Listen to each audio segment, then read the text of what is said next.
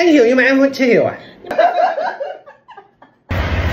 Hôm nay mình sẽ đi ăn thử món bún ngan hot TikTok ở ngõ 10 Kim Mã Thượng nhé. Làm gì vậy?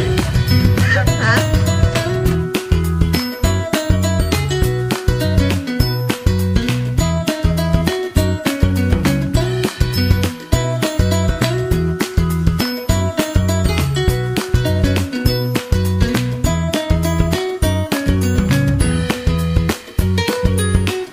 Đừng cãi nhau. Đừng. Thanh hiểu nhưng mà em vẫn chưa hiểu à? Ý em là Thanh hiểu bởi vì đấy clip của Thanh chứ em có hiểu là cái đoạn nào với cái đoạn nào đâu. It's her. So you can show her how to do it.